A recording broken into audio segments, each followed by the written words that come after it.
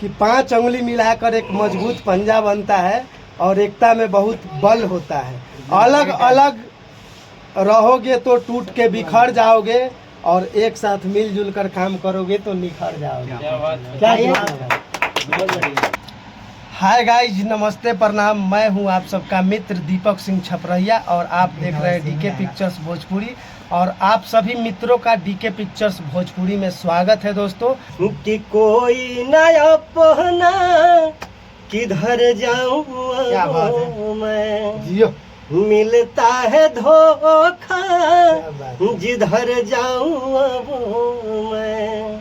कि कोई नया पहना किधर जाऊं मैं, मिलता है धोखा जिधर जाऊं मैं।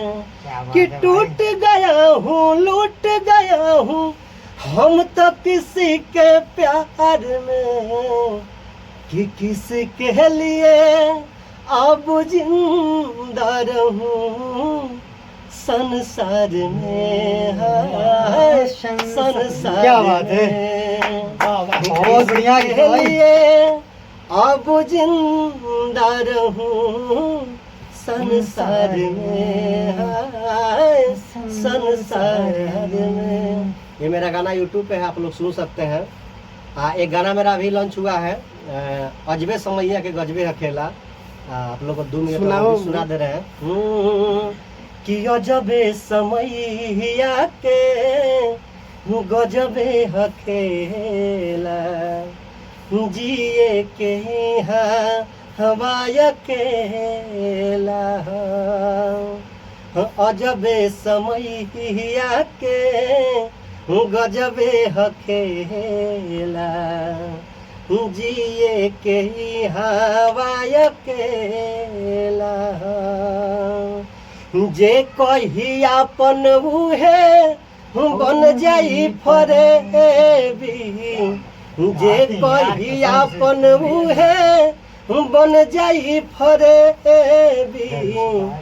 दुनिया माया के मेला, गजबे समैया के गजबे हखेला, जिए के यहाँ हवाया केला।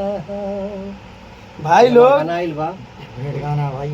और हम ये गाना सोच के गईले रहे कि ये दुनिया में सब कोई कहला कि हम अपन बानी, लेकिन जब समय खराब हो गया तो सब कोई साथ नहीं होता है। तो ऐसा बात नहीं है कि कोई के केहू के ना होके अगर ना हो तो इतना भाई उनके साथ होती कैसे। ये भी तो करेक्ट बात है। सब आदमी के, हर इंसान के विश्वास करे के पड़ी एक दूसरे के साथ। ये दुनिया पूरा विश्वासे पर टिकल बा, विश्वासे पे चलता।